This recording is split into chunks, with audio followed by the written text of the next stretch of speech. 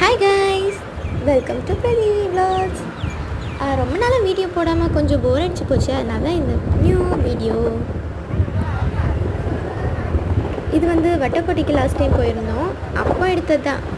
பீச்செல்லாம் பார்த்துட்டு அப்படியே வட்டக்கோட்டையில் தான் வாக்கிங் போயிட்டு இருந்தோம். இதுதான் வட்டக்கோட்டை. மேலே வந்து இது வரைக்கும் நாங்கள் வந்து பார்த்தது கிடையாது.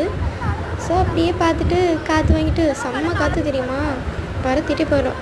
என் தங்கச்சியோட ட்ரெஸ் பறக்கிறதுலே தெரிஞ்சிருக்கோம் எவ்வளோ காற்றுன்னு. அப்படியே பீச்செல்லாம் இங்கேருந்து பார்த்துட்டு அப்படியே ஜாலியாக என்ஜாய் பண்ணிகிட்டு இருந்தோம். ரொம்ப காற்று, ஃபோனே அடிச்சுட்டு போகிறாங்க. பட் இந்த ராக்லாம் இருக்கலாம் ரொம்ப ஸ்ட்ராங்காக இருந்துச்சு, ரொம்ப பெருசாக வேறு இருந்துச்சு. மேலே ஏறி என்னாவது எடுக்கலான்னா எடுக்க முடியல. ஸோ அப்படியே நாங்கள் அங்கே பார்த்துட்டு இந்த சைடு வந்துட்டோம். இந்த சைடு கிராஸ் வச்சு சூப்பராக கவர் பண்ணியிருந்தாங்க. கீழேருந்து பார்த்தா எப்படி தெரியும், மேலேருந்து கீழே பார்த்தா எப்படி தெரியும். நானும் என் தங்கச்சி ட்ரை பண்ணி பார்த்தோம். ரொம்ப ஆழமாக தான் இருந்துச்சு. இந்த இடத்துல கூட செம்மையாக காத்தடிச்சிது.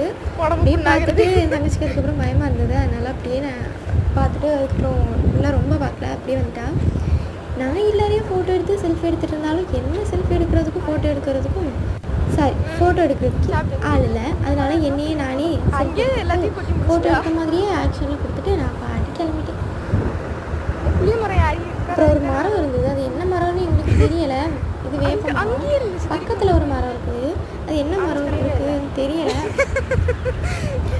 காமெடி பண்ணி சிரித்து போனனால போர் அடிக்கலை, டயர்னஸும் தெரியல. பட் செம்ம டிஸ்டன்ஸ்.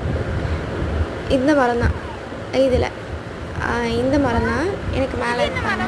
இந்த மரம் தான் என்னன்னே தெரியலை. பார்த்துட்டே இருந்தேன். என் தங்கச்சி ஒரு புழு மாதிரி ஏதோ ஒரு முட்டையை கண்டுபிடிச்சா. சாரி, அது ஒரு காய். அது என்ன காயின்னு தெரியல. பார்க்க வில்வங்காய் மாதிரியும் இல்லை.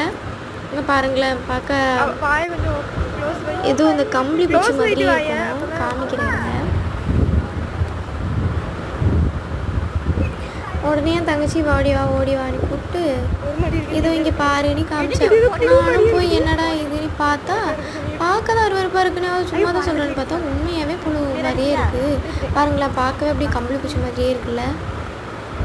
அப்புறம் அதை எனக்கு கையில் எடுக்க என்ன தான் எடுக்க சொன்னால் என்னால் முடியல. ஏன்னா எனக்கு பார்க்கவே அருவருப்பாக இருந்தது. அதனால் அவளே எடுக்க சொல்லிட்டேன்.